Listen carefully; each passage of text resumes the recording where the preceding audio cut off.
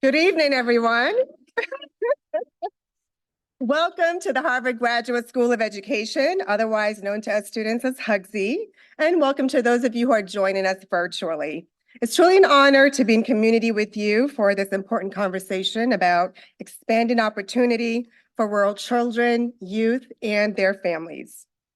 As we begin, I want to say a few words about the Askwith Education Forum series.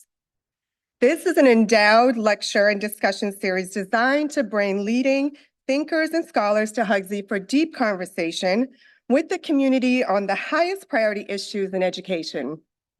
It is a part of a larger effort to fulfill the mission of the school, which is to prepare educators and conduct research that will expand opportunities and improve outcomes for learners around the world.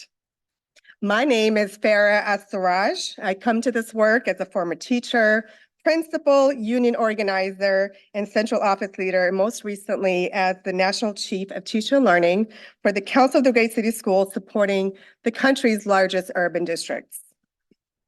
Currently, I am a second-year Doctor of Education Leadership student here at HGSE, and I serve as the Wendy Purfoy Cross-Sector Leadership Fellow at the EdRedesign, supporting the incomparable Dreama Gentry, CEO of Partners for Rural Impact. Yes. For me, my personal journey has been shaped by my foundation and the most joyous memories of my family's farm in a small rural village in Morocco. And I come from a collective tribe and parents who did not complete their high school education. I graduated high school as an undocumented student, and I began my college journey at Bunker Hill Community College, right over the Chelsea, between Chelsea and Cambridge here. Community college was my entry point into higher education, and it was my first real glimpse into hope and dreaming of a future for me and my family.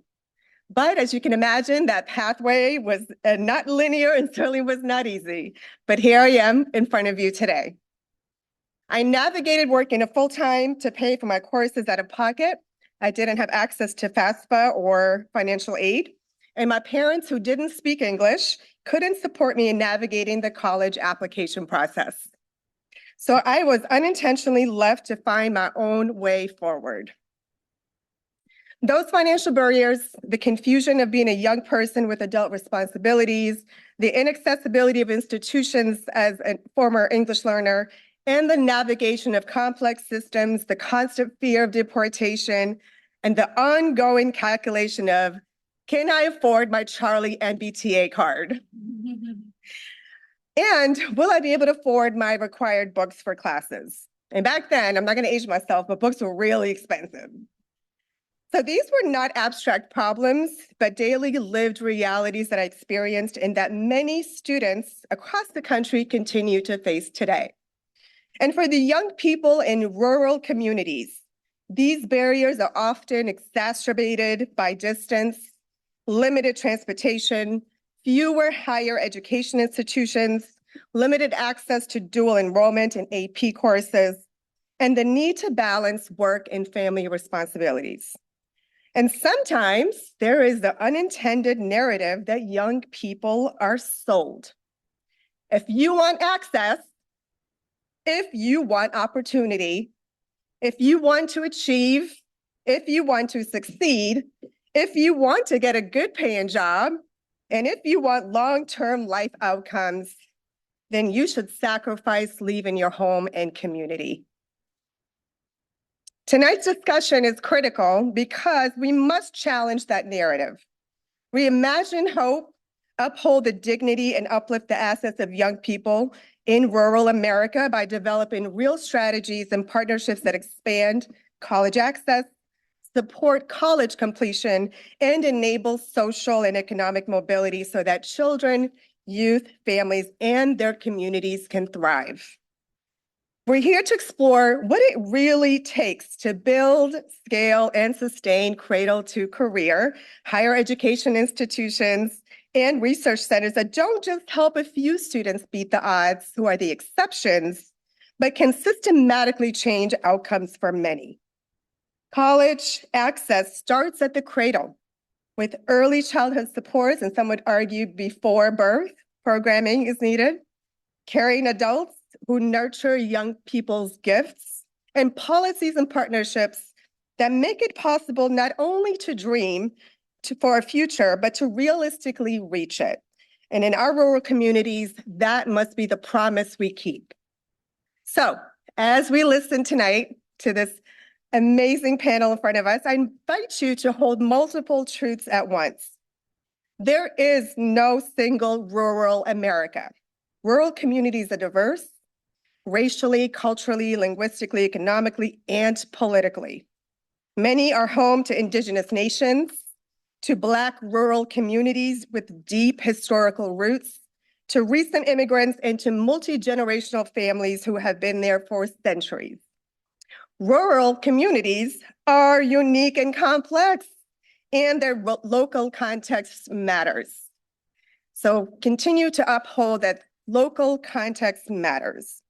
And for us broadly in education across the country, we have to take in the broader relevance of these lessons, the ways that what works in rural communities can and should inform how we think about equity, access, opportunity, and mobility in other communities, including suburban and urban communities.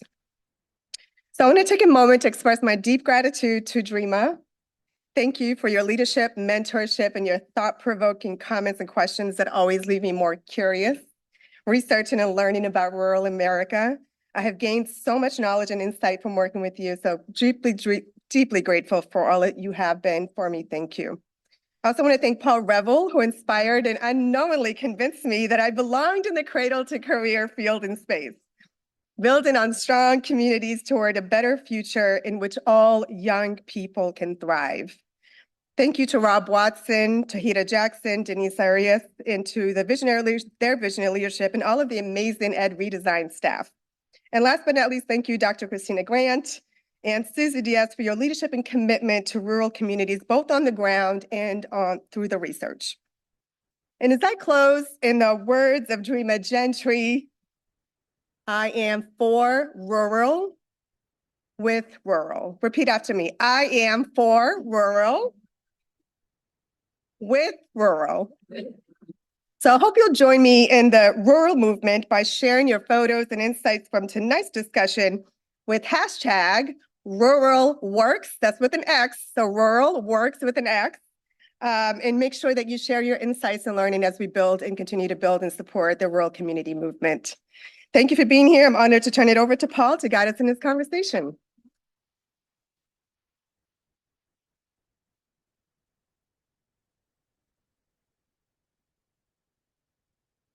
Farah, thank you so much for that introduction. It set a perfect tone for the evening and for the conversation that we're about to have. I'm Paul Reville. I'm a faculty member here. Great to see so many students in the audience, and we welcome all of our folks who are with us online across the country, and there'll be an opportunity for everybody to participate and raise questions in this. You know, today's discussion is going to start, we're going to do a couple of quick introductions on it, but then when we turn to questions, for folks in person, a QR code is going to appear up here on the screen, and then please scan that to submit your question. We're going to take them electronically up here. And so when that comes up, if you take a shot of that and give us your questions, we'd love to engage with you. I'm the founding faculty director of the Education Redesign Lab. Rob Watson, our executive director, has already been mentioned. Our team is here in the front row. And if you're interested in the kind of work that we talk about this evening, I'd encourage you to reach out to these folks because there are lots of opportunities on campus. We have enjoyed in our work here over the past 12 or 13 years, very strong support from our deans in this institution, and I want to recognize Noni Lasso, who's in the back row, and thank you, Dean Lasso, for joining us tonight. And we are also honored to have Pat Graham, former dean, legendary dean of the Graduate School of Education, join us also this evening. So Pat, thank you for being here. So I'm going to just say a few words. Farah did such an excellent job of teeing up the kind of theme of what we're dealing with tonight. And there are a couple of sort of assumptions and fields and work that we're going to be talking about. And before we got into it, I thought I'd just do a little bit of framing. So bear with me for a second, relatively brief introduction. While youth graduate from high school at rates above the national average, they are less likely than their peers to attain a post-secondary credential and join the labor force. And those who do often leave their communities. During this forum, the panelists are going to be discussing cradle-to-career place-based partnerships and how they are helping reverse this trend, not only in rural areas, but in urban and suburban areas as well.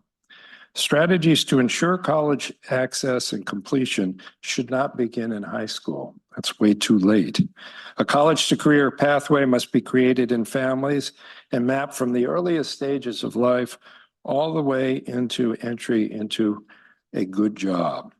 The nation's cradle-to-career movement is deeply committed to ensuring every child has a well-supported trajectory from birth to career. For those not familiar with the cradle-to-career movement, we are grounded in the evidence that schooling alone is not a sufficient intervention to address the complex and multi-generational socioeconomic disparities young people and families face in education, health, housing, well-being, and income and wealth as well. We aim to construct viable pathways that provide the customized supports and opportunities that all children need to thrive, so that each and every child has a fair shot at economic mobility and a middle-class life. This place-based cradle-to-career movement is driven by powerful national networks like Harlem Children's Zone, William J. Wilson Institute, Strive Together, Purpose-Built Communities, Promise Neighborhoods, Communities in Schools, Partners for Rural Impact, our own EdRedesign Lab, and others as well. And on top of that, some of the nation's largest philanthropies are supporting this work very actively and very generously. This movement is animated by a conviction that a schools alone reform strategy is too weak an intervention to interrupt declining economic mobility and reverse economic disadvantage. After all, K through 12 students spend only 20% of their waking hours in school. The remaining 80% of waking hours, plus all their sleeping time, is spent elsewhere. Hence the belief that the challenge to create real equity for all of our children is greater than school optimization and must attack the root causes, the social determinants of inequality. Pundits often say it takes a village to educate a child. The place-based cradle-to-career movement is dedicated to working with local, community, and neighborhood leaders to build the architecture, policies, and incentives needed to bring grass tops and grassroots leaders to the table to construct a systematic cradle-to-college-to-career pipeline in local neighborhoods and communities. Our panelists today will provide examples and evidence of this work, models that we can validate through our work, our research, and descriptions and cases that we write at EdRedesign, where we collaborate and support with countless of these initiatives across the country in this growing field. And just to reiterate an important point, while the conversation today is centered on rural instances, many of these strategies are applicable to urban and suburban settings as well. Finally, higher education institutions, especially in rural settings, can play a vital role in transforming opportunities for youth generally and rural youth in particular by playing a key role in developing college readiness pipelines. You'll hear more about this and this form of collaboration this evening. So to sum up as we get started, this session will especially highlight successful cradle-to-college-to-career partnerships and provide insight into what it takes to build, scale, and sustain those initiatives, especially in a rural context, to catalyze educational attainment and economic mobility. And we have a perfect panel to do this. So let me give a brief introduction to our panelists, and then they're going to say then a few words about their own background and work. Susie Diaz, who's right there, okay, is the Director of College Impact at Yakima Valley Partners for Education. Yakima Valley Partners for Education is a place-based partnership that improves educational outcomes from youth in the Yakima Valley. It's housed at Heritage University, a private university that sits on the Yakima Indian Reservation in Toppenosh, Washington. Christina Grant, to my immediate left, is the executive director and part of our team at HGSE at the Center for Education Policy and Research. Previously, Dr. Grant served as the District of Columbia's State Superintendent of Education. Now at the Center for Education Policy Research, Dr. Grant unites researchers, practitioners, and policymakers to build transformative partnerships that are grounded in rigorous research, benefiting learners at every stage of life. Among its broad portfolio of research on what policies and practices work, the Center for Education Policy Research has a rural portfolio that includes a partnership to support research on the effectiveness of rural collaboratives in improving post-secondary success for underserved rural students. Next to Christina is Dreama Gentry, who is CEO and President of the Partners for Rural Impact, and she is a EdRedesign by all means senior fellow, and we're really proud to have her among our distinguished senior fellows. We have a senior fellows program where we bring 5 of the top practitioners in the world of cradle-to-career place-based partnerships to our campus for a period of 1 to 2 years. And part of that, and I'll mention it later on, is that they're available to students, so students can reach out and make time to chat with somebody like Dreama. Dreama is a first-generation college graduate from Appalachia. She founded Partners for Rural Impact to ensure rural students have the opportunity to fulfill their educational aspirations, and the national dialogue around educational success would include rural voices. Dreama is the architect of the nation's first rural promise neighborhood and the designer of a rural-focused full-service community school model built upon the essential framework of community schools. This year and next, as I mentioned, she's going to be with us as a senior fellow, and you should all feel free to approach her. At the far end of our panel is Tauheedah Jackson, our Deputy Director and Director of the Institute for Success Planning at the Education Redesign Lab.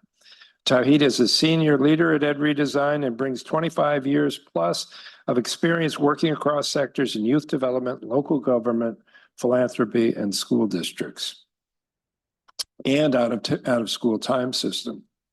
Her work focuses on building the capacity of cross-sector leaders in urban, suburban, and rural communities to build, scale, and sustain cross-sector initiatives to create more access and opportunity for all young people.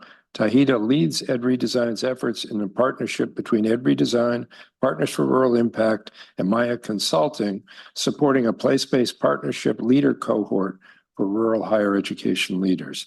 A native of Bridgeport, Connecticut, Tauheedah is a first-generation college student.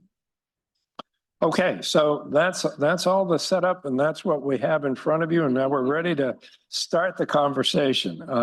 And so to get us going, we've asked each panelist to take a couple minutes to tell us a little bit about their personal and professional journey into this work. What has led them to their current work? What do they see as the biggest challenges to overcome for all communities, but rural communities in particular, in pursuit of greater college readiness, access, completion, and economic mobility more broadly. So we'll begin with Dreama on this, and then go to Christina and Tauheedah, and then Susie. So we'll go in that order. Dreama, up to you. Yeah, great. Thank you. And thank you, Paul, for having us. And thanks for the EdRedesign team and the Askwith Education Forum for highlighting rural. Too much of America has forgotten about rural students and rural places. And so it's great to be here. So my journey started out in Appalachian, Kentucky. And I always tell my husband, like, back when I was in Appalachia and before I went to college and moved away, and he said, baby, you moved 30 minutes away, right? So right now I live 30 minutes from where I grew up, but it's a different world. Yeah. So I will say that Appalachian, Kentucky, back when I came into the world to my family, was a place of persistent poverty. So if you think of Raj Chetty's maps, It was the lowest, some of the lowest economic mobility in the nation. And unfortunately, if you look at it today, it's worse, right? It's even redder on the map, lower economic mobility. And so I'm shaped, and my work has been shaped by growing up and being from and living in a place of persistent poverty, generational poverty. I was blessed with a family that loved me, and I was the center of their universe. Never knew that I was growing up in this area of poverty. It didn't actually permeate into the family piece. And so I went to a public school and blessed with folks there that actually talked to me about college. My parents loved me, they supported me, but their idea of success was graduating and getting a job and having a good job and staying at home and raising a family. And so junior year of high school, I was approached by Miss Hurt, the guidance counselor, who said, you know, there's this summer program. It's 5 weeks on a college campus. It's called the Governor's Scholars Program. It's fairly new. We think you should apply. So I went home, talked to my mom and dad. I'm an only child. And my mom looked at me and she said, honey, that's not for kids like you. That's not for people like us. That's for the people who live close to town. Because I lived about 45 minutes from the county seat where the high school was. And now I realize that we lived in a part of the community that didn't think that things like that were for them. And so luckily, I said, well, Mom, I think it is for me because Miss Hurt said it is. And I think I want to apply. I want to do this. And she said, okay, you do it, but I just don't want you to be disappointed. And so it's interesting. I applied, I was accepted, and they did everything to get me there. They came and visited me. And she told me later that they cried all the way home after they dropped me off for that first visit because it was 5 weeks and not coming home. And I was thrilled the whole time. I mean, it was like the best experience ever. But again, their experience, that differential impact. So coming out of that, starting to think about college, they leaned in and they supported me as I did that college journey. And so it's interesting. I think what we see now and today is often parents hold the hope that they have and that they can see and they understand for their young folks in rural America. But if you haven't went to college, if it's not your lived experience, you don't know how to hold that hope for the other young people, the young people in your family. And so I think for me, college, went to law school, practiced law a few years, was lucky to go to college, Berea College in Kentucky. You should Google it. It's an amazing place. Educates low-income students, no tuition, and everyone works. And it educates Blacks, whites, men and women 10 years before the Civil War. It's a radical place in Kentucky. Went to that college and had the liberal arts experience.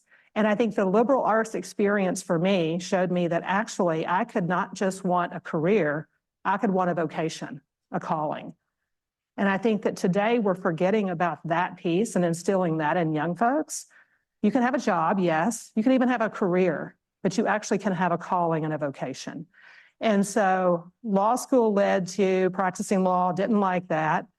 Came back to the college and said, look, you know, I actually broke this cycle through education. Let me come back here and start working to provide pathways for others similar to me.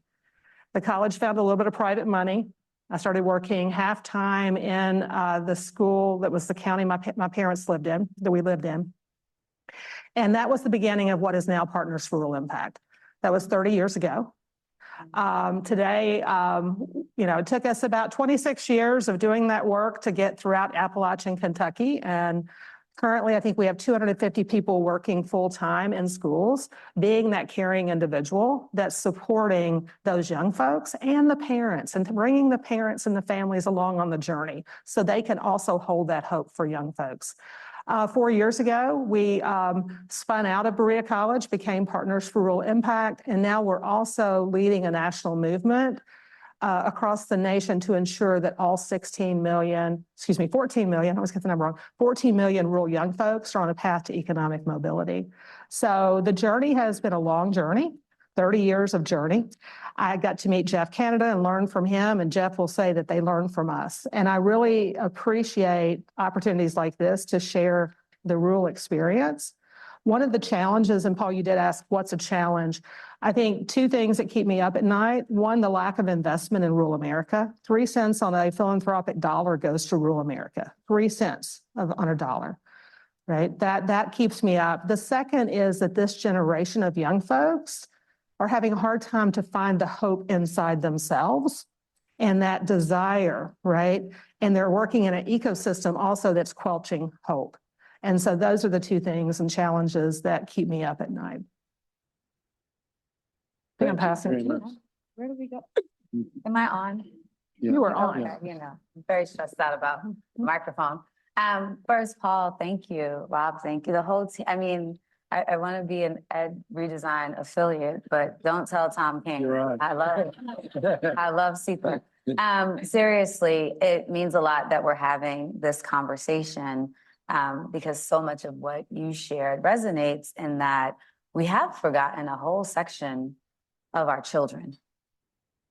And I want everyone to sit in the gravity of that. When we talk about academic recovery, we talk about current state of affairs, we actually don't even have voices that put a face, a narrative to these children that are all across our country, arguably in every single state in the union. And so Farah, thank you for your vulnerability and your transparency. There are so many ways you could have welcomed us into this conversation. And so I don't have to tell you about a fictional student that emerges in my research. I can literally point you to someone who is navigating the space from coming here and learning and leading here. And if we can pull that thread, not just in this room, but in all the rooms, we'll have a different conversation about the state of education in this country. I come from Long Island, and I distinctly remember when I was filling out my college applications, my guidance counselor was like, well, make sure you write that you're from Long Island, New York, but don't write that you're from Hempstead. Mm-hmm. So make it clear that you're not from the city. You're not one of those students, but don't draw attention to the actual district you're learning in, because two things are true that probably would resonate with you. There were 7 schools in my school district, 7. 5 elementary schools, 1 middle school, 1 high school. Legitimately born into the zip code that you have that. Like there is no space between where I was born and where I had access to learning. And I hope we were having a really dicey conversation in the hallway about ESAs and vouchers. And so the only reason I got to go to private middle school is because my parents had access to a voucher. And when the vouchers went away, I had to go to public high school. And so part of what transparently brings me to this conversation today around rural education is there's not a lot of space between rural America and some of the smallest districts that exist in this country in terms of what children have access to regardless of the type of learner that they are. And then so true. So both my parents grew up in rural North Carolina, both grew up on farms. My parents are approaching their 90s. And so both my parents grew up on sharecropping farms. Mm-hmm. And so I always want to level set with people the space between what we think was history and also like your lived experience. So I too was told, go to college with no one in my family that could do anything other than say, go to college. So there was no one that had that lived experience, no one that understood that textbooks cost a lot of money and you need to eat and you have like so many ends, and a community that said, go to college and go away. Like go get your education and then get as far away from this. And we've said that, even those of us who I always call myself a product of the ed reform movement. Like I did Teach for America, like all the things. But the mission we were drilling into the kids was get this education and go change the world, as if the world that they were going to change didn't start 20 feet in front of them. And so the full circle moment of sitting here today is realizing that I too had many experiences that mirror rural children. The guidance counselor, mine was Mr. Gonzalez. Like, he was the one that was like, oh, he was like, well, you could go to the community college, but the private college across the street, they have a scholarship for kids that come from this high school, because the performance of the students in my high school was so poor that there was one scholarship for someone to go to this university. And I was the one student that got the scholarship. That is legitimately the space, like a guidance counselor that knew the scholarship existed and knew that I qualified for it. And then I went to a university that had a decided focus on freshmen. So there were people like making sure, like, are you going to class? Do you have books? Like, I was a chemistry major, really bad choice. Bad choice. They were like, hey, let us introduce you to a wonderful term called liberal arts. And they got me from my freshman year to my sophomore year. And I promise you on everything, that's why I'm sitting here today. So you fast forward to the research at CPER, we spend a lot of time thinking about the current state of K-12 education. And from a quantitative stance, what does academic recovery look like and sound like? We have a large state level research project that's just launched, where we're not just studying research questions in New York and in Massachusetts, but we're digging deep in Oklahoma. We're looking at Arkansas and Missouri and really amplifying the research in rural education. Everyone turn around and wave at Elise. She's very upset with me. Elise is the director on our team that runs all of our research in rural education. Elise is from Arkansas. And so it's the full circle moments that we have to make in this space start with the lived experience and the vulnerability of telling your story. To the students, it starts with you all taking the education you're receiving right now very seriously and remembering where you actually came from.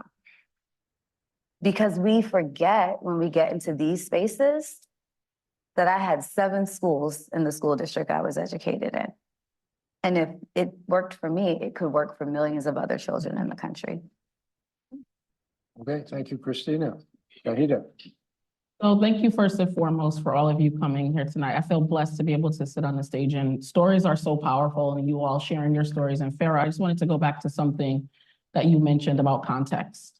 Place matters, right? And when we talk about the places that we all are from, there are different stories that are being told, but race, place, and income still are determinants of life outcomes, not only in education, but in how young people will be connected and have social capital or not. So my story begins, and Paul talked about me being from Bridgeport, Connecticut, but my roots are actually from 2 parents who grew up in the segregated South and rural communities. So a lot of times when we think about people growing up in cities, a lot of times our roots are in rural. So when you talk about for rural and with rural, I think drawing back on the concept of Sankofa of looking back to be able to look forward, I have to understand the shoulders I stand on and the roots that I come from. So my parents did not have the opportunities that I had growing up in segregation in the South. And we are 1 generation removed from that. When we talk about that, we have to really be thinking about the implications of what that looks like for not only me being a 1st generation college graduate, but for all young people that might not have the same access and opportunity. So what brings me to this work and my why is similarly to you had a voucher, but I got selected out of a lottery at age 5 to be able to be the last Black 5-year-old kindergartner selected out of a physical lottery. So it wasn't the computer generated thing we see today. And I can actually see my mom crying because I got in, but I also saw other parents crying because their kids lost the lottery. And we're still doing that today at the age of 48, right? So when I'm thinking about what brings me to this work, it's not only the promise of rural and also the value and the beauty of what rural means, right? And that sense of community and that sense of collective fabric that exists in rural places. I think sometimes we underestimate the fact that people take care of each other. And when we think about that, to me, that is something that sticks with me. It also is what brings me to the work. I get to work with communities across the country, urban, suburban, and rural. And a lot of times in our communities of practice, if we put Letcher County, Kentucky with San Diego, California, they're like, why are we together in the community of practice? We can't possibly have the same context. But what's beautiful is despite what people want to say nationwide, we have more in common than we have in difference, right? When we think about not just race, place, and income, but socioeconomic status, a lot of times defines experiences that are more common than necessarily race or the particular place that people come from. So that is my why. And as I continue to do this work, my goal is to really think about at EdRedesign, how do we create access and opportunity for all young people, connecting them to caring adults, and thinking about not only economic mobility, but building social capital so that when you are first generation, if I just would have gone back home to Bridgeport, Connecticut with my Connecticut college degree, it might not have had value if I didn't have the connections through Upward Bound when I was in high school, or through being AmeriCorps Vista when I was in college, right? Those things that build you up to be able to make you ready for whatever the next step is when it comes. So I just wanted to name that, because a lot of times when we talk about cradle to career, if it wasn't for educational talent search, I didn't know that was a federal program. If it wasn't for Upward Bound and Mr. Richardson, if it wasn't for me being in Office of Volunteer Services when I was in college, I wouldn't be sitting here doing this work that I'm called to do today. Love Upward Bound. Upward Bound. Susie, you traveled the longest distance to get here. Welcome, and we're glad to have you with us. Thank you. Thank you for having me, and thanks for being here tonight. Yeah, Washington State, land of apples and cherries and all the wonderful fruit. My journey is very similar, also first gen, rural to rural. I was born in California in Greenfield, Monterey County, very rural place, right? Salinas is north of us, and it's known as the salad bowl capital of the world. And then moved to the fruit capital of the world, right? Washington State, very rural community. I have the pleasure and the honor of working with Indigenous community members as well. And, you know, very similar journey that was shared today. Lots of experiences, rural America, limited educational opportunities. There's always one or two things that sort of unlock that pathway for folks. For me, a couple things, a job training program through OIC, which is a historically Black founded organization. So very important. And also a gal named Patty Nagel, who was my mentor in that placement and helped unlock one door and then the next. And so that has been a circular journey for me as well. Very passionate in social determinants of health. So that's sort of how I landed in collective impact cradle to career.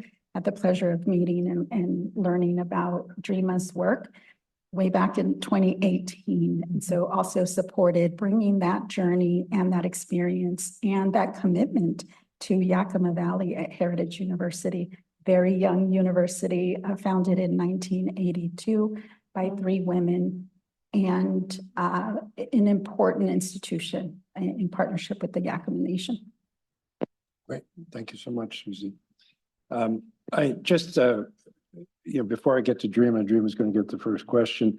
The resonance of something you said earlier, Dreama, having to do with a calling and having to do with hope, I think is critically important and something that we hope to generate from this conversation tonight, but it's part and parcel of this work.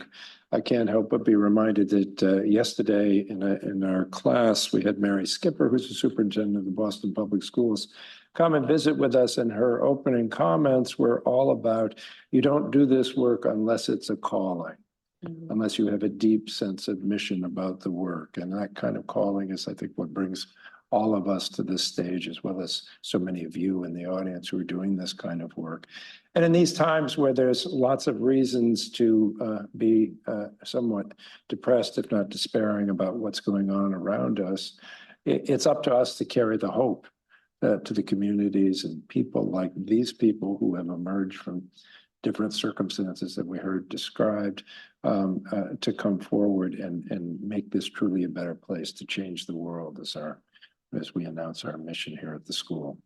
So at any rate, let's go to questions. Dreama, you've got the national perspective. You've got all the local experience, but you also have the national perspective. And talk a little bit about the challenges that you've been seeing, and also what changes you've seen over the time that you've been doing this work, and what kind of resources and and support have been critical to you in doing the work that is so important that you do in communities all across the country? Yeah, and I'll start with, and it's powerful being here with others that are first generation they're doing this, and we've broken through. You used the word unlocked. We unlocked opportunity, but I think that what we're trying to create at this moment in time is a system that doesn't depend on you being lucky, because I'm the lucky one, right? If I go back to my 8th grade class, there was 16 of us, 5 girls. And of the girls, 3 of us actually went to college. One's a nurse, one's a teacher, and I am. But all the boys, only one graduated high school, right? And this was third, I am approaching 60. Let's just say that. I still got some distance, right? But I was the lucky one, right? We were the lucky ones. And so I think what lucky meant back then when I started this work was we were in an upward bound program. We were in a program. We were lucky enough to have a Mrs. Hurt as the guidance counselor, or we were lucky enough to have a parent who had a friend who actually then helped us think through college. And so my first 16 years of the work was doing really great programs and providing opportunities and ensuring that there were additional lucky ones in the places that I call home. In 2010, 2011, with the Promised Neighborhood movement, with meeting Jeff Canada of the Harlem Children's Zone, Angela Glover Blackwell, and also Jim Shelton, who was at the U.S. Department of Education at the time, the frame shifted for me. It became around how do you actually create systems to ensure in a defined geography, a defined place, every young person is supported from birth through career. How do we actually ensure that every young person has the opportunity to enter kindergarten ready to learn? They're reading at grade level at 3rd grade. By 8th grade, they're at grade level on numeracy. They're graduating high school, college, career ready. They're getting that post-secondary degree. How do we actually invest in communities and build the support systems to ensure that that holistic support ensures that you don't have to be the lucky one in that place? And that's the journey, right? That's the journey of the cradle-to-career field. And I think, Paul, that's been the biggest shift in my own work. Now, programs are still essential, right? Because if we're looking at a group of 8th graders, a group of 9th graders, some of them are going to need a lot of extra support. Some may just need a little bit of support, right? But how do we actually have the systems and the data to meet every young person where they are and to give them the level of support they need? I think the other shift that's actually happening right now, and we're seeing this, and we're in the middle of it in the Appalachian work, is often we were thinking that college was the success. So if they went to college, we got to check off that we were successful. If they graduated from college, we got to check off that they were successful. I think we failed a lot of students that way, because really success is actually they move into meaningful employment that pays them a living wage, where they actually have upward mobility. And I think as a field, we're still struggling with that. I think it's where many of us have failed students. It's where a lot of the post-secondaries have failed young people. It's like, okay, we succeeded because they walked across and they got the degree. So a lot of our work right now in rural places is thinking about what are the employment opportunities in those places that can provide meaningful work and opportunity. How do we actually ensure that the post-secondary, the secondary schools are actually preparing young folks for those, and the pathways work? So to me, that's the next cutting edge of the cradle-to-career movement, is really leaning in on the pathways side. Particularly in a job environment that's rapidly changing and influenced by a whole bunch of external forces. I couldn't help but think, as you were talking also about you talked about the boys versus the girls, and we now have college enrollment 40% male, 60% female, and that tells a story as well. And then finally, you triggered a connection to what Farah said in her opening comments, having to do, and it's a slogan that we use a lot in our work, is we're not trying to do work to get the odd person to be lucky enough to beat the odds. what this kind of systemic work is about is building systems and platforms and policies and incentives and budgets that change the odds altogether. So it makes the experience universal rather than particular to individuals who happen to have gotten lucky. Yeah. And I think the other piece that I'm trying to come to grips with, and luckily I have a 26-year-old and a 21-year-old that are much more radical than me, and they push me all the time in the thinking, right? Is that we're really trying to move young people to economic mobility and that opportunity. But in rural America and in many places across the nation, in urban America, a lot of the jobs that are required to keep the status quo going do not pay living wages. And so thinking through that, I know that Sandra Samuels back there and I started this work in 2010 together, right? She was doing it in Minneapolis, I was doing it in Appalachia.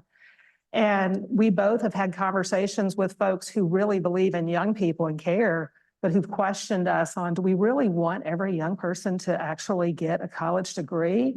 And for me, they're like, well, who's going to work at the nursing home? Who's going to actually work at the fast food restaurant? How do we keep our community going?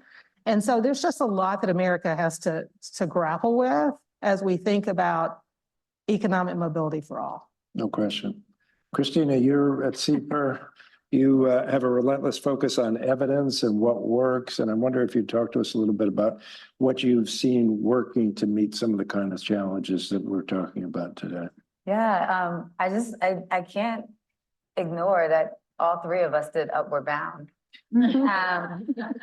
Because that's one of the things that the research is showing us, that these types of programs, when implemented with fidelity, really do shift.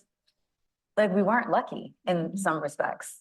We're in a well-designed college access program that gave us the access and then gave us the grounding to run the race that we were destined to run in three dramatically different contexts, like could not be more different. I'd touch on three quick things. We started some of this work with a federal grant, and we were looking at doing real evaluations and partnership work in Ohio and in New York. Recently, one of the Walton Foundations has given us resources to do a landscape analysis in Arkansas, Oklahoma, and Missouri. And so I'll touch on three things really briefly before I get told to stop talking. One area of research that we're evaluating are rural collaboratives. And one that we are studying today is in South Texas with Empower Schools. So one, I should name, and EdRedesign is exceptional at this. This work has to be done through intentional partnership. And so we pride ourselves at CPER in doing the research side of this exceptionally well. But we are partnering with Empower Schools that has the rural collaborative model. They have the partnerships in community based in practice. And I think that as we talk about how we make the most of our time, our energy and efforts, we will go together. We will go further faster if we do this work in partnership. That just has to be named. But rural collaboratives are complex, but they make sense. So you have 5 really small rural districts. What does it mean for them to come together and collaborate on everything from dual enrollment to access to advanced placement, content, to sharing curricular materials? So you're not taking down the walls of being your own district, but you are thinking about how do you make sure that if we leveraged our resources, our students too would have access to advanced placement courses. Our students also would have access to dual enrollment. We are evaluating Empower Schools' efforts to do that work in Texas. I think another area of research worth noting is the importance of academic advising. And so what does it mean when a guidance counselor has 500 students? And even if they have 500 students, who is the guidance counselor? Mr. Hurst, Ms. Hurst? Miss Hurt. Ms. Hurt. Like, who is the guidance counselor that says, this program exists, this is the pathway to the program? How do we make sure that we can evaluate that those conversations are happening? Like, simple, like in DC, we made completing the FAFSA a high school graduation requirement. mind-blowing how many students weren't even told the FAFSA existed. Right. So it's like the first gateway to even getting access to talking about college. But if people don't think that student should even be a part of the conversation, no one's holding adults accountable for having the conversation, and it's not even being evaluated. How do you draw that full loop to changing practice? I think not only, but I think the other area of research that we are exploring is how do you stress value or what a student has done in their high school diploma? So I'm from New York. We were very proud to say we had a Regents Honors Diploma. That meant you took a certain set, so it didn't matter that I graduated. For all intents and purposes, my high school diploma was not worth the paper it was printed on, but that sticker that said I was a Regents Honors student was. And so how do we do that across rural America, where a student who has taken CTE coursework or they've earned a CNA credential, how is that visibly shown in their high school diploma, their credentialings, so that if they're work ready, we've named that they're work ready. If they've plussed up their education to show they're ready for college attendance, we've named that. We step back and want to evaluate those practices so that we can tell the field it's more than a high school diploma, and this is why it matters. Great. Thank you. Tauheedah, we mentioned in your introduction some partnership work that you and Dreama are undertaking with higher education institutions and exploring the potential of those institutions as connecting entities, as backbone kinds of organization. I wonder if you describe that and tell us a little bit about how that work's going. Absolutely. So we are working with rural higher eds, not just four-year institutions, community colleges, HBCUs, to really think about how can they serve as anchor institutions to the type of work that we're talking about. So when we talk about cradle to career, that means that higher ed is not just thinking about young people once they become post-secondary ready to be able to enter, but how can they be anchor institutions in this type of work? So what does it look like when we talk, you talked about like changing mindsets. Higher ed institutions have the ability to really think about, when we talk about professionalizing the field, how are we training the next level of leaders to understand this type of work and to be able to get ready to be able to do this kind of cradle to career work? More importantly, how can they, a lot of times higher ed institutions in rural places are large employers and trusted institutions in those spaces as well. So how are we thinking about not just the thriving of young people, but thriving of the families that are actually in those places and spaces, and the role that higher ed can actually do to bring in to be able to not only support young people, but their families. And a lot of times the opportunities for practice. So when we think about, and a lot of the work that I've done over the course of my career was community schools work. We had a lot of higher ed institutions that were anchor institutions that either had community schools practices on campus, or they're actually using students to be able to partner with the community to be able to do tutoring or think about mentoring and all of those kind of things. So I think we have to just really be thinking about higher ed as not just the campus itself, but how is it thinking about itself as the role that it should serve for a broader community. And as they are situated specifically in not just rural places, but in general, higher ed has also the role of credentialing and not just thinking about four-year degrees, but when you talk about workforce, what does it look like if young people are starting, when you, Farah, you are just an example of it when you talked about the value of community college, right? And having different pathways and the success planning work that we do at EdRedesign. How do we make sure that we're not pigeonholing one kid in one pathway, but that we're preparing them for all of the different pathways that are like accessible to them, and that they can figure out what that looks like for them and their families. The other thing I wanted to talk about is higher ed's really serving as host sites for college access programs or for early childhood programs, right? When we really think about the value of a college campus, just walking onto Fairfield University's campus as an Upward Bound student made it less intimidating when I had to go to Connecticut College as a first gen and got dropped off and had tears because I'm like, what if I fail, right? Like, what if this doesn't work out, right? It was high stakes. But when you take that away, because I spent 4 years on a college campus, so how do higher eds open themselves to community where young people actually have that access to the campus? And then lastly, data and research is what campuses do. So like, how do we also provide data to communities or to nonprofits that might not have the capacity to do that, to be able to make decisions about how they're building out the initiatives that they're doing in the cradle-to-career space? Thanks, Tauheedah.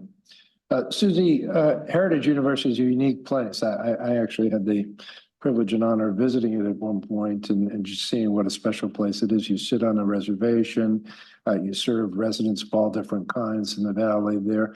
I wonder if you'd talk about the particular challenges you face in doing this kind of work and help us think about what Heritage University's particular contribution is here.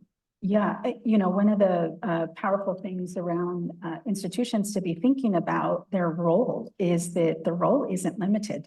And so that by itself is an open possibility. Heritage University serves as a fiscal anchor to Yakima Valley Partners for Education. So they took a very prescriptive role, but we lean on the institution. It's a commuter school. It's surrounded by hop fields. And it's located on the Yakima Reservation. The Confederate Bands and Tribes of the Yakima Nation is 14 bands and tribes. It's a treaty tribe of 1855. 2 Native women donated land. So we are a non-tribal serving designation from the federal side and a Hispanic serving institution. And so you have 2 federal designations that pair up with that. Again, that's another possibility of pathways in terms of opportunities, connection, partnership. But what Heritage has done for YVPE overall is that it has served as a convener, a partner, and a collaborator. If you think about the graduates that are coming out of the institution, even though it's very young, these graduates are working in the community. And so then we get to partner with those institutions. And just to illustrate what that looks like on the ground, for post-secondary education and success and unlocking these possibilities for families, Yakima Valley Farm Workers Clinic is a 0 to 5 parent and teacher program provider, health sector. They support the parents both with accessing educational opportunities in the home and teaching them about how to support their student so that they can be kinder ready. Moving on in the next age group, we have Communities and Schools of Central Washington, very much a collective impact cradle-to-career organization, also evidence-based. They have served over 2,200 students this year alone, helping students have conversations about future careers, reading books, connecting to literacy, engaging with prompts of what would you like to do, and having that conversation in that space. And our community college provider, Yakima Valley Community College, instrumental in helping us think through in rural communities, how do you connect students campus to campus? It's not enough to have someone go to a college campus. You have to connect to where they're familiar, home, school, and then college campus. And so they are piloting, we partnered them up with a transportation provider, local People for People, and they then connected to the State Department of Transportation. And they, worked different routes and placed bus stops in front of schools and are now connecting high school students to a college campus in the Running Start program, which is a college and a high school opportunity. And that's what it takes, right? In our housing sector, we have community conversations that we've held over the length of our work, and that has helped us convene families. If you're first gen, you need to have language to speak with your parents about what to expect when you yourself don't know, your parents don't know, and language and culture is access. It's very important to consider those 2 things. And then not ignore the historical trauma for Native Indigenous communities, lack of language access when you're in familiar and unfamiliar environments across the community overall. And so we take all of those things into account, and Heritage University has allowed us, one, to have the space to be able to do that, but as a trusted partner in the work and a responsible fiscal agent, it's been supportive. Right. Thank you so much. So we've just heard a number of descriptions about the way in which this work rolls forward. I'd like to ask a few questions about where we go from here and how we sustain the movement. I'll ask you in the audience, maybe we could put up the QR code, but there it is. So if you have questions, please take the QR code and pose your question. If it's directed at a particular individual, let us know, and we'll try to get to as many of them as we can in the remaining time, which is quickly dwindling. So we have a lot of more lengthy questions here, but I'm going to limit our panelists to maybe 2 minutes each on these quick questions that we're going to go through because we want to get to the audience. So, Christina, let me start with you. What's drawing on the work that you've been doing, and you focus a lot on policy, and as we talked earlier on what works, what would be a single policy recommendation you would make with respect to this kind of thing? That would help it move forward? Oh gosh, one. I'm gonna put my former commissioner hat on. Because if we follow the through line that state agencies are at the center of this conversation right now, I really, for the sake of rural education, would want to stress like state agencies playing the right role in what autonomies they give districts and what lines in the sand they should just draw for districts. And in rural education, here's a quick example. Right now, there are, 700 districts in Massachusetts? 900? No, not that many, but 500. 5 or so, right? But in our most rural parts of the Commonwealth, like, what does it mean if they all have different bell schedules if they're actually trying to align to serve high school students across 5 different districts? So like, what policies should states put in place to say, if you are actually trying to incentivize collaboration, foster the relationships from the alignment of your operations to the way funding is set, I think states could play a dramatically different role in incentivizing some of the practices we would want to see play out in the lives of children if they thought about their role differently. And you know firsthand, Paul, that they have a lot of power and autonomy and influence in the way that plays out. You're a member of our Board of Elementary and Secondary Education in Massachusetts. I We appreciate that public service. And regionalization, which I don't quote me. I mean, in some places we just have too many districts. And so if we think about, I often say, my school system had 7 schools in it. It's all connected to race and class. It's not because it should exist. Yeah, but local control dies hard. We know that. Right. Yeah. Tauheedah, you've been steering a national movement on success planning. Could you give us an example of success planning at work in a rural area and how that makes a difference, how it works in that context? Yeah, so at a high level, when we use the term success planning, we work with communities across the country to be able to build initiatives that support young people to have more access and opportunity by connecting them with a caring adult, which we call a navigator. And I think all of us up here inadvertently named a caring adult. So I think if any of us you all in the audience, we all know that there was someplace, somebody that saw something in you, that cared for you, that mentored you, that was a champion, that was an advocate. And as we think about that, it's like, how do we get back in right relationship with young people and build that social safety net and that sense of community that held us to be able to sit up here and do the work? So when I think about Letcher County, Kentucky, which shout out to Partners for Rural Impact is one of their communities, they have been working with young people to really combat high levels of chronic absenteeism and to really think about academic achievement when we are working with young people. We don't just call it student success planning because it's a cross-sector strategy where schools and community are coming together. So their navigators are leaders from schools and community working and have been able to have increased attendance rates and have increased academic outcomes when we think about the young people that they're serving. They've also been really focusing on what does it look like to be a servant leader? So a lot of us took civics and social studies and all of that kind of built us to be able to volunteer and to do what's good, right, for our community and not just for ourselves.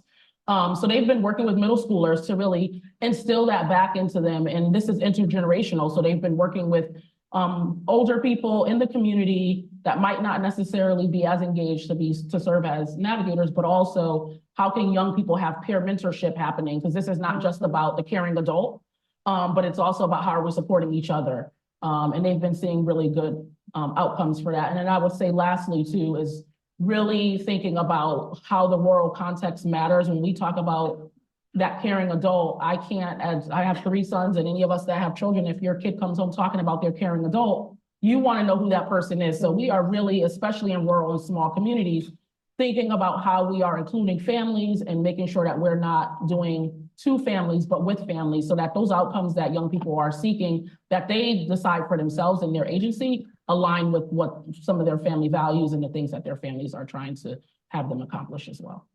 Thank you. Susie, we've talked here about the applicability of some of the strategies that have been applied in rural areas that might be appropriate for suburban and urban contexts. Could you think about a couple of those that you might want to share with the audience in terms of how that might translate to different environments? Yeah, and you know, some thoughts that I have when we're doing the systems work is that when systems collapse, the conditions that connect to those systems don't disappear, right? Those social conditions follow us into a classroom, in the homes, at work, and at school. And so those are some of the realities that we work with in our 4 strategies: community conversations, being able to bring people together, transportation pilot, income tax is a pre-work and a much needed first step before the FAFSA for families. But in mixed status families, it's important to have a conversation about implications. You know, status changes sometimes mid-academic year, and that requires a lot of individual one-on-one help.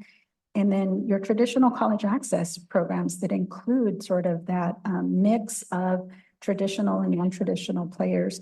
And so that is really important, but policy is extremely important, but funded policy is even better. Great, thank you. Dreama, I've got a hot potato for you. So the so-called Big Beautiful Bill introduced this concept of child savings accounts, which have subsequently been called Trump savings accounts. And they, on the surface, offer some benefits to families and children to create some opportunities. There are other reasons that folks feel that it's not a good policy idea. I wonder how you see that initiative in the rural context and how you'll proceed on it. Yeah, that's a great question. So one of the things that our organization is a results-centered organization. So we center the result, and the result is we want to see young people on the path to economic mobility. Data around economic mobility tells you that if you graduate from high school with savings, your chance of actually attending and completing college is much higher. So there's a data point there. So we've known that if you can actually help low-income families, any child, actually have a savings account when they graduate high school, their chances increase.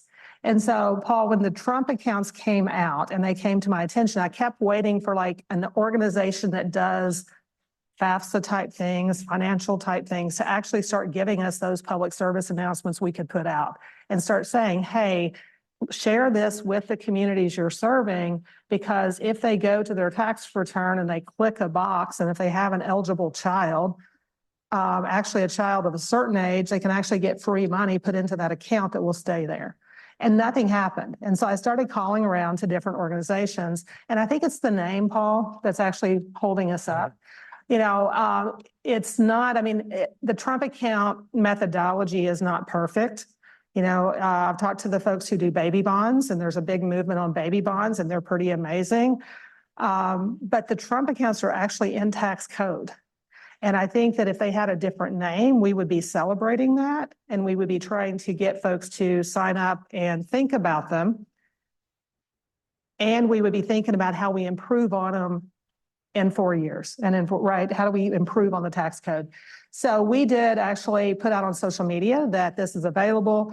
My staff pushed back. You know, I had like one person who said, you know, I don't know if I can work at this organization if you're actually putting this thing out here. So it's actually created really good dialogue internally at our organization, because one of the things that we talked about, and we've talked about, is like the why. Why are we doing the work? We're doing the work so that young people can be on a path to economic mobility and that connection, right?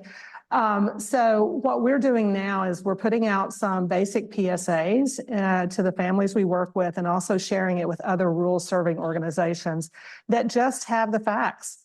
right? This is what this account is. If you actually click this box, fill out form 4547, you will actually be eligible for this. And so we're leaning in because I think we have to, if we really are in it for the kids. Great.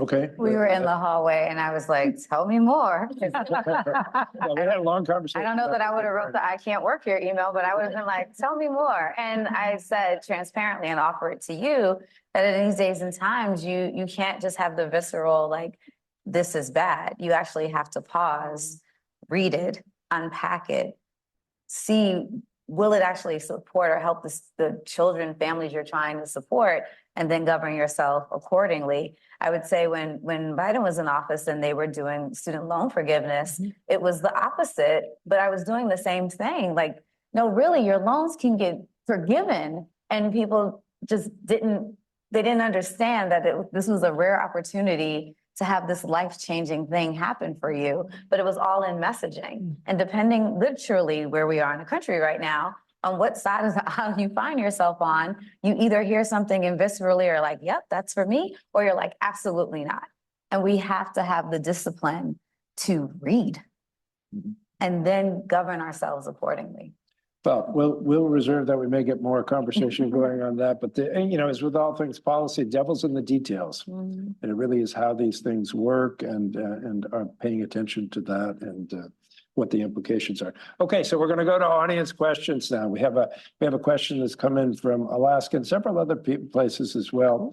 That touches on a theme that several of you raised initially in your opening comments, which is how do you, and Farah talked about this, how do you encourage this kind of college going, which often means people leaving the community to go to college, and not encourage them to abandon the community for life, but somehow be able to bring them back so that they can come and work alongside folks who are there to make the communities that they came from more viable places. So I'll take a stab at it. And I do think that I think often we're putting a burden on rural kids we're not putting on other kids, where we're expecting them to stay at home and live at home and be in their community. And I think about my kids, I want them to follow their dreams and go where their dreams take them. I've never told either one of my sons, you're a failure if you leave Berea, Kentucky. But I think that we have this mindset for low-income kids in rural America that you have an extra responsibility to stay in your community and be part of your community. So first, we have to check ourselves on that mental model. I think the second aspect of it is, how do we ensure that young people have choice, real choice? If I had the magic wand, every young person would graduate high school, ready for college, ready for career, ready for military. They'd actually have choices of what they wanted to do, and that was real choices. So I really, that's how I sort of take it. And when I talk to like a lot of the leaders who are concerned about we're going to lose the kids from our community, when I question them one-on-one, they've never held their own kids hostage in a place, their children, right? They're like, no, my child is actually here doing this over here and doing this really cool stuff. So I think that it goes back to that, Paul. So I don't even enter into the conversation because to me, every young person should have opportunity to follow their dreams. Yeah. I think the only wrinkle, I don't know if we're. Go ahead. Yeah. You went to college close to home. Yes. Right. So I was like, so I think you have to dramatically have different conversations with parents, and you have to respect that parents know their children. I went to college 5 minutes literally from where I grew up, and I lived at home my first 2 years. And that was transformational for me because the opposite thing was happening to all my classmates. They were going all around the country, but they were first gen. They had never left home for any, like I would have crashed and burned if I didn't have a both and. And so I think community colleges would play a dramatic role in this conversation around how do you authentically bridge, particularly first generation or low income children, into this journey that doesn't completely strip their family from them. Like when I moved on campus, my mom bought groceries for everyone. I still knew I could go home. And so I think depending on the student and depending on the context, the family is going through that journey as well. And I think parents are like, go far, they'll figure it out. But then they come home with no degree and a bunch of student debt because they didn't figure it out. So I think we also have to be intentional about that process. Sorry, Tauheedah. No, it's okay. The both and is what I want to pick up on. And when we talked about like the role higher ed can play, like early college is a thing now that was not accessible to a lot of us growing up, right? And a lot of times young people are getting college credits before they even start college. And I think it does lead to them maybe potentially staying local. I will pick up on what Dreama said too, because I do think that there is an extra burden that sometimes we feel like we have to pay it forward. Like even now, being first gen, I can look back and I am still helping the people, my parents, Everybody, siblings, right? Because you are first gen. And I can look forward and I have 3 sons that are living a very middle-class existence, right? So there is still a responsibility, I think, when you are first gen to be able to take care of where you came from and that everybody is not on equal footing economically. But I will say that now there is a both and, because I work at EdRedesign, we do national work, and I'll just shout out Rob. Rob is from Poughkeepsie, New York. Everybody knows Rob is from Poughkeepsie. everybody. Right? And although he's doing national work at Harvard, he still takes care of Poughkeepsie. Like we don't have to leave our communities and be extracted from them and not take care of our communities from afar or make sure that we're going back. Because even me helping my family that lives in Bridgeport is still giving back to the community I came from. And at some point I will do that in a different way. But I do think we have this dichotomy around like you either leave or you don't. And you could have left, but you still could be contributing or investing in the place that raised you. And I think we have to be more nuanced about the way we talk about this. Great point. Thank you. We have a question coming in from an Indigenous woman who worked in Eastern Kentucky and raises a point about culture and how culture matters and how it can be either supportive or protective in doing the kind of work that we're talking about as people think about going on to college and whatnot. Thoughts on that? Yeah, we have a responsibility. I think that's really important in being in relationship with sovereign nations. I think the founding of this country has some work to do around that.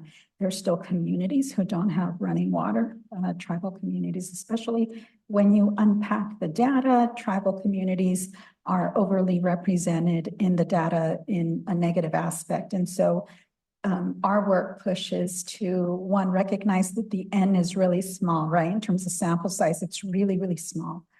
But very similar to what we experience in rural communities, our numbers collectively are also small compared to urban communities. And so that creates opportunity more than anything, but recognizing the historical trauma, approaching the work responsibly, engaging in tribal consultation and consent is extremely important. And Native communities are here, have been here, and it's our obligation since time immemorial to be thinking about future generations.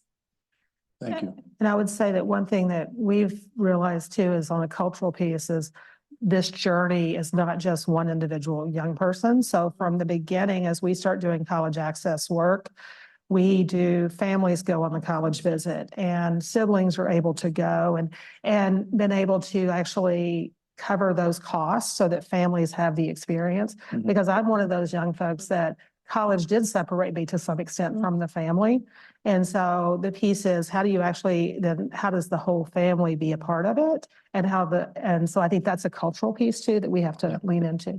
I would just say like the wraparound services that you would see from a Harlem Children's Zone or the work that you all are doing, those services actually have to extend to those students when they go to college, because you are speaking a complete, like when you are a first gen, you're speaking a completely different language than most of the people in your family. And you need wraparound supports to bridge that gap. Going home for Thanksgiving isn't always fun. I see y'all snapping. You know it's right. Because there's a lot that comes to that. And I think the students need that cultural support as well. And I think preparing them for the reality of that. I could remember going home my first semester, it probably was the Thanksgiving break, which is the first big break, and feeling guilty that like I was on this beautiful campus and then I go back to a reality where I feel like my family was struggling. And when we talk about living in impoverished communities or what people consider impoverished, there is that nuance, like I'm going home, or then you get you're too big for your britches, or you think you're better than from the people who might not be understanding that you're doing this to be able to advance the next generation of people in your family, right? So there is you don't really fit at home and you don't really fit in the institution in which you attend. And I think some of that is like when we talk about the caring adults or navigators, navigation has to go beyond high school. It has to be throughout. And when I worked at Boys and Girls Clubs, we had 20-year-olds in college coming back to just check in and to have that we still served as navigators, although they were not club kids anymore. They checked in because we were caring adults where they can ask the question of like, I can't pay my deposit, or I have this challenge on campus, or food insecurity on higher ed campuses, which is now, I think now colleges and universities, I think are paying attention to that and having wraparound services for higher ed and college kids now that didn't exist before. We've had a number of questions about families, and you've all touched on families in one way or another in response to several of the questions in your own story. So I wonder what high quality family engagement looks like. What are the strategies for, I mean, Dreama, you just touched on a couple of, having families come on visits. What are other things that practitioners ought to be thinking about in terms of meaningfully engaging families in this journey? I think it starts with the birth to 3 and having actually home visiting programs for those families that are most remote and most isolated, and helping with that, and nurse family partnerships, Save the Children's Early Steps to Student Success, and really investing there. And then I do think it is Dr. Karen Mabb's dual capacity piece is how do we, it's not a problem just to solve on the parent side, but how do we actually ensure that schools are ready and have the capacity to engage families? So those are 2 that we really invest in, the home visiting for those birth to 3, but then also ensure that we're both supporting the schools and leaning into the dual capacity framework. And then also building social capital among groups of parents. So we've actually invested quite a bit of bringing parents together and giving them social time so they actually can get to know each other across economic lines and have people to call when they need support. Right. Others on that one? That's an important. I mean, this is a funny and very true story. So my freshman year of college may not have gone as great as one would think. And my father had a sneaky suspicion that I may or may not have been wasting his money. And so he just showed up on campus one day and was like, I want to see her grades. And this was a really good intentioned woman in the financial aid office. And she was like, well, sir, it's her right that we don't have to release this to you. And I was like, oh, he's going to beat all of us. He's going to beat me. He's going to beat her. And then one of the advisors came over and was like, oh, no, like, Mr. Grant, let me explain. Da, da, da, da. And he was like, well, I don't care what the form is. She's signing it. Like, I'm going to see these grades. and I say all of that to say that we have to dramatically change the way parents are able to engage and support their students, because I came from a high school where they got progress reports. And when I was off track, they got phone calls and there was report card night. And my dad knew all my teachers. And so he was like, what do you mean? She don't have no rights. You know what I mean? Like, and She don't got a job. And so culturally, you also have to understand the families that all of your students are coming from. And culturally, my family their engagement in my education may not have looked like or sounded like what most people were used to seeing, but they had been conditioned that we would get an update on how things were going. And I can laugh about it now, but that exchange was transformational because I was wasting his money. And then we had to have a family conversation about what I was doing and what was expected, and all of those core values that in those first 3 months of college where no one's paying attention, you might forget. And so I just would offer that as well, that like universities have to pay attention to what does parental engagement look like beyond the parent weekend. And I would add that it's important that in our responsibility is to ensure that we create and foster relationships within the family unit, and that we as practitioners or direct service providers sort of stop treating parents as transactions and a means to an end to something. When we work with Native Indigenous communities, elders are really important in this space, being able to bring in that voice and that connection, centering non-Western traditions. So really being intentional about elder breakfast during Native American month for us as an institution. Student powwows are another important opportunity to engage with families and really connecting. But music, culture, posadas, Dia de los Muertos, those types of things are really important for family gathering, because what you're doing is you're fostering connection, parent to student, but also parent to community. And then they're all doing hard things together. And I'm just gonna lift up Dr. Karen Mapp again, because she talks about family partnership versus engagement, right? Like, we need to be partnering with families in ways that they are equal partners, and understanding that they're a lot of times are their kids' first teachers. And as we're thinking about engaging them in the success planning space, we talk about every young person being known, seen, heard, and supported. We have to treat families in the same way, or meeting them where they are, right? And not just assuming that the way that we approach the situation is the way that people actually want to be received. And a lot of times, like, people know the way that that would make them feel comfortable, or would make them feel valued. And when we look at a lot of the parent weekends, or even when we think about alumni reunion, even some of the activities are not welcoming to all cultures or all people, because we just kind of make the agenda, but don't necessarily assume or consider what people actually would want to be able to be drawn in to the campus and to be able to participate in. Well, this has been a great conversation and lots more to be said.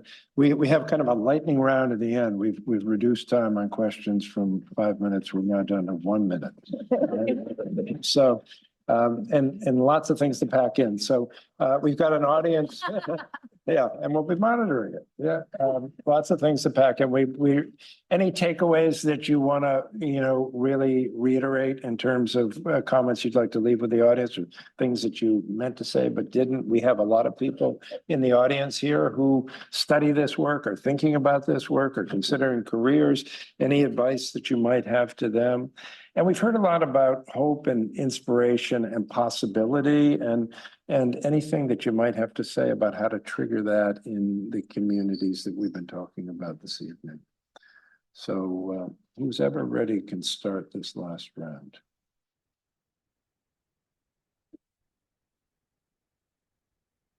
And we do cold calling here. So Christina, how about you? I didn't even make eye contact. If you paid attention, I strategically was like, I want to look that way. And I could feel him. One, Paul, I mean, it's worth always noting. It's just a tremendous honor to always be learning in community with you. And so thank you for centering this conversation. I mean, I will paraphrase what Tauheedah brought into the space. Like, in many respects, all roads do lead back to rural. So if you trace your experience to the space we occupy, you either were a member of a Native nation, you were either brought here voluntarily or involuntarily, or you had an immigrant journey that in many ways grounds us in a rural experience. And so to the students, I would pressure test you to go understand the lived experience of how you got to where you're sitting. Someone navigated living 30 minutes away from something.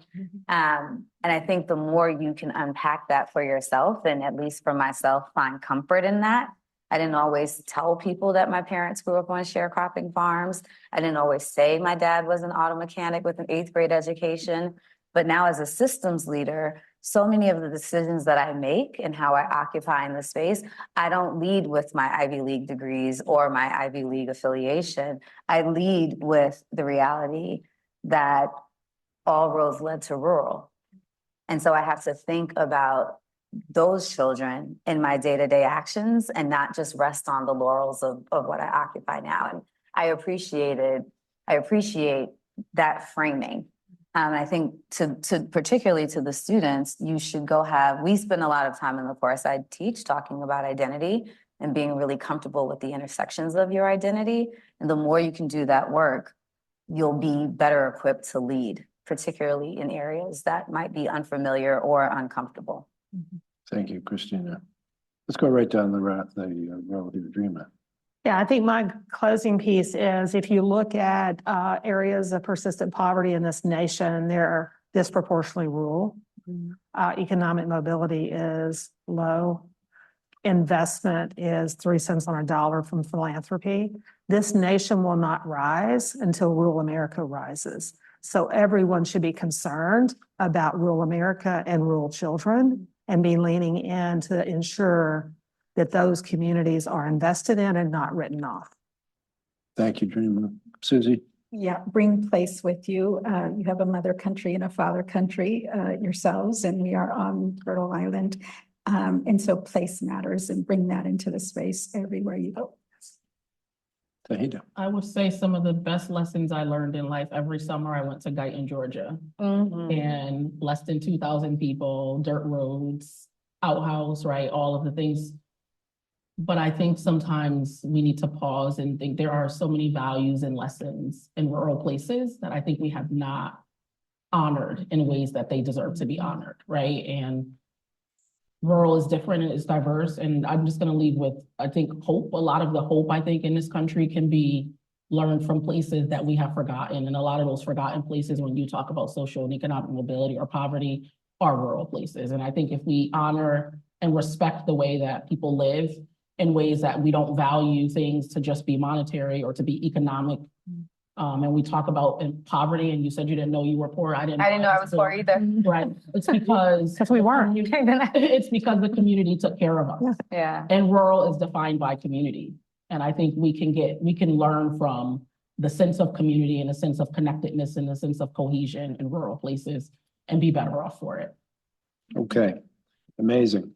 I don't know about you, but I take incredible hope and inspiration from these 4 amazing women who have been on our panel. I want to say that this work in itself is a calling, and to those of you in the audience who are thinking about it, I don't think there's any more important work in our country at this moment than tackling not just the rural aspect of this, but overall the aspect of really making good on our promise of providing every child a fair shot at prosperity, at economic mobility, at a positive future. And here are people doing that work, succeeding at that work, and we can take a lot of lessons from what we've heard this evening. So thank you all for being with us, and please join me in closing and thanking our panelists.